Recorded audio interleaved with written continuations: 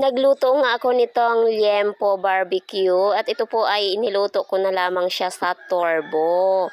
At halika kayo't samahan niyo akong kumain nitong niluto kong liempo barbecue sa torbo. Super sarap talaga ng kain ko dito. Nuot na nuot yung sarap ng mga ingredients na pinambabad ko dito dahil ito ay minarinate ko ng mahigit 1 oras bago ko pa ito isinimmer sa apoy. Isinimmer ko talaga ito sa apoy, yung kunti na lang yung sauce niyang natira sa pinagbabaran bago ko ito siya inilagay sa torbo. So halika kayo, after kain ko ay ituturo ko sa iyo ang aking pamamaraan ng pagluluto nito. So ayan nga at kuhanin ko muna siya sa aming ref dahil ito ay inistro ko muna siya sa ref dahil hindi ko pa siya lulutuin at ito nga ang aking mga liempo. May mga kasama pa po yan na pork chop pero yung pork chop hindi ko na yan isinama. Yung liempo lamang po ang ating lulutuin at ang pork chop ay ibabalik ko na lamang yan sa ref at hugasan muna natin ito ng mabuti at nag-prepare na po ako dito ng aking mga ingredients. Mayroon po tayong kalamansi, ketchup, toyo,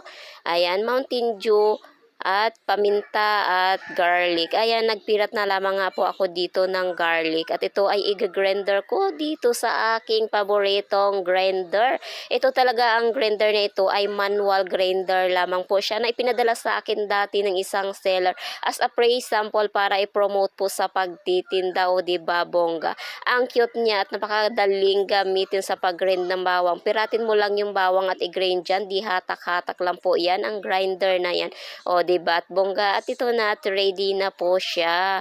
Isinunod ko na dito ang aking kalamansi at nagayat nga lamang ako dito ng mga 10 pirasong kalamansi dahil gusto ko talaga ay sapat ang asim na ipangbababad ko sa aking liempo. Ayan at drainin ko na nga para hindi mapasama ang buto. Naglagay na ako dito ng mga kompletong ingredients sa ipinakita ko kaninang ingredients. Sabay-sabay ko na lamang po yan na inilaglag. Ayan, hindi ko na po minisure yung aking nilagay na mga ingredients dahil tansyado ko na po yung lasa niya. Optional na po, up to your taste mga mima ko. At ayan, binabad ko siya ng 1 hour dyan.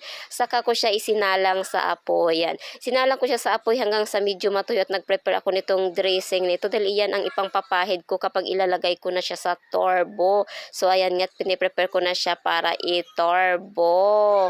Para maging crunchy-crunchy siya. Nilagay at ito na nga po at ready ng ating liempo barbecue. Halina kayo at tayo ay kumain. Yan lamang po. Maraming salamat. Bye-bye and God bless.